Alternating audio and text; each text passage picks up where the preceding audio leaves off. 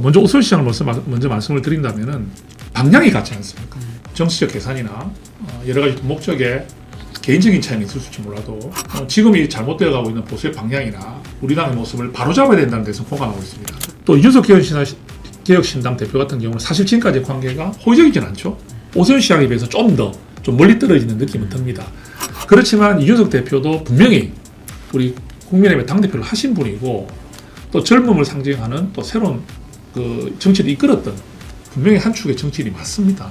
그걸 인정한다면 이 부분들이 다 합쳐졌을 때 우리가 보수가 정말 재건될 수 있지 않느냐. 어찌 보면 감정 상할 수도 있을 만한 이런 어떤 과거의 발언들, 예. 관계 예. 이런 것 때문에 앞으로 봉합을 하는데 좀 어려움이 있지는 않을까요? 뭐 물론 사람이라는 게 우리가 감정의 문제가 없을 수는 없습니다, 그죠? 예. 감정을 어떻게 뭐 없앨 수가 있겠습니까? 그렇지만 그 감정을 최대한 자제하고 안으로 이제 이렇게 품어내는 것이 그게 또 정치인의 능력이라고 저는 생각을 합니다. 한동훈 의원도 내보다 오히려 더 힘든 정치적 역경을 겪고 있는 사람이라는 걸 인정을 안 할 수가 없는 지금 입장이라고 봅니다. 이제 이런 마음에서 서로가 좀 교집합이 생길 수 있는 부분이 있을 수 있다고 저는 보거든요. 뭐 동병상련 뭐 이런 사람이라면 저는 그럴 것 같아요. 공식 석상에서는 화기애애하던데 지도부에서 워낙 엄포를 놓다 보니까 네. 이 국민의힘 의원들 입장에선 눈치 보이는 측면도 있지 않을까 하는 생각이 들던데요. 혹시 지켜보시기에 한 의원과 국민의힘 의원들 지금 어떻게 지내고 있나요? 국민들의 선택을 당당하게 받고 국회로 입성했습니다. 그런 명분과 여론을 가지고 국회에 왔기 때문에 한동훈 전 대표가 당으로 돌아가겠다 했던 약속은 이제는 실제로 국민의 선택을 받은 한동훈을 마냥 막아설 수는 없잖아요. 그렇기 때문에 의원들도 당연히 한동훈의 그 미래와 한동훈의 그 기대를 가지고 있는 건 당연한 것이고 국회의원의 의정활동을 당이 다르다는 이유로 어떻게 그걸 막습니까? 그렇죠.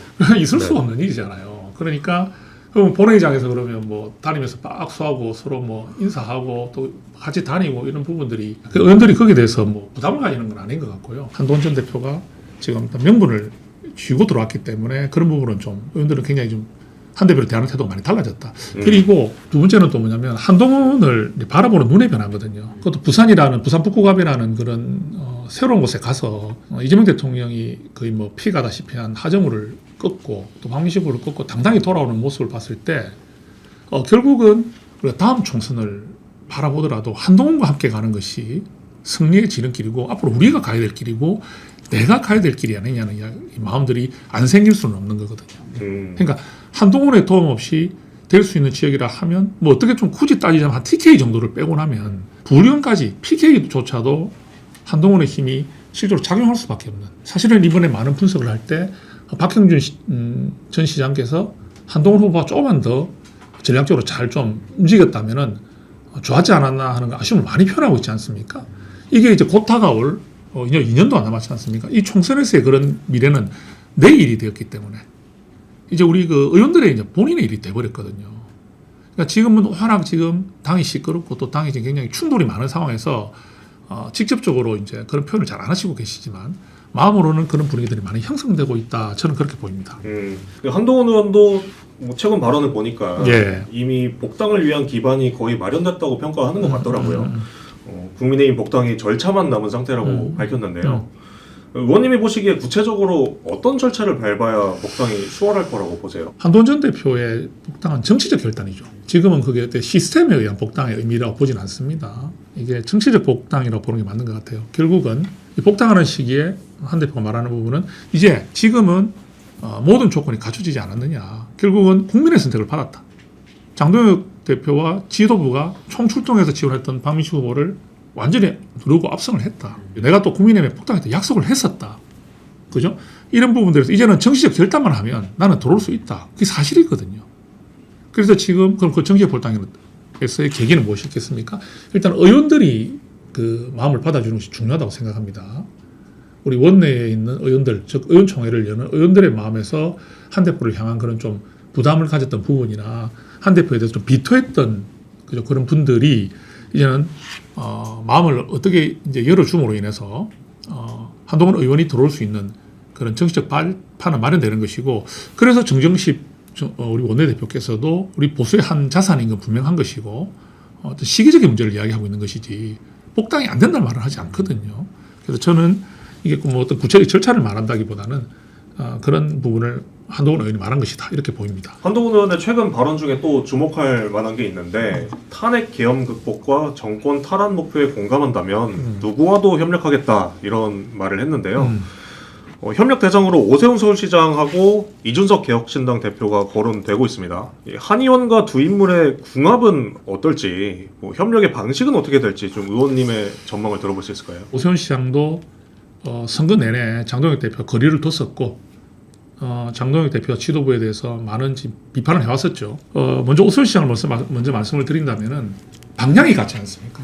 정치적 계산이나 여러 가지 목적에 개인적인 차이는 있을 수 있을지 몰라도 지금 이 잘못되어 가고 있는 보수의 방향이나 우리 당의 모습을 바로잡아야 된다는 데서 공감하고 있습니다. 그러면 우리가 지금 마지막으로 우리가 지금 상대해야 될 상대는 더불어민주당이고 이재명 대통령 정부잖아요. 정부를 견제해야 되는 역할에서 우리 안에서의 이 힘을 모으는 일도 상당히 중요하고 그런 상황이기 때문에 방향이 같다면은 그 방향이 가는 길에 있어서 조금의 의견 차이나 이런 것들은 중요하지 않다. 그렇기 때문에 큰 의미에서 오세훈 시장과 언제든지 협력할 수 있다는 말씀하신 것이고 또 이준석 개혁신당 대표 같은 경우는 사실 지금까지 관계가 호의적이진 않죠. 그렇죠. 저도 뭐 방송에서 그런 말을 좀 한 적이 있어요.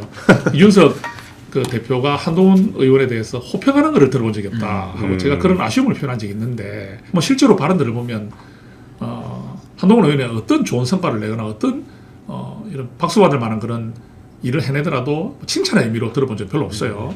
그건 어떻게 보면 정치적인 또 어떤 관계로도 볼 수도 있는 것이겠지만 지금은 우리가 그런 좀 차이가 좀 있죠, 그죠? 생각의 차이나 정치적 어떤 그런 입장이나 개인의 성향의 차이가 있기는 한 것 같아요. 그러니까 오세훈 시장에 비해서 좀 멀리 떨어지는 느낌은 듭니다.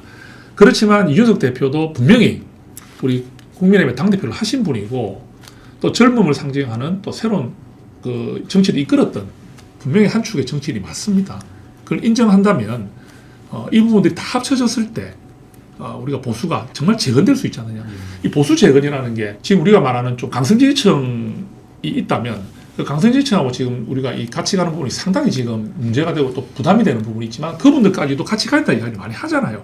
그렇다면 좀 멀리 떨어져 있는 이준석 대표까지도 우리가 일단 합쳐져야 같이 갈 수 있어야 정말 우리가 좀 같이 가기 힘들다 볼 수 있는 분들까지도 대화와 또 그런 어떤 시간을 통해서 민주당의 폭주를 막아내기 위해서는 우리가 같이 가야 되는 대의가 형성될 수 있기 때문에 한동훈 의원께서 좀 더 넓은 이런 정치적 이제 미래를 밝히지 않았나, 의견을 밝히지 않나 이렇게 생각합니다.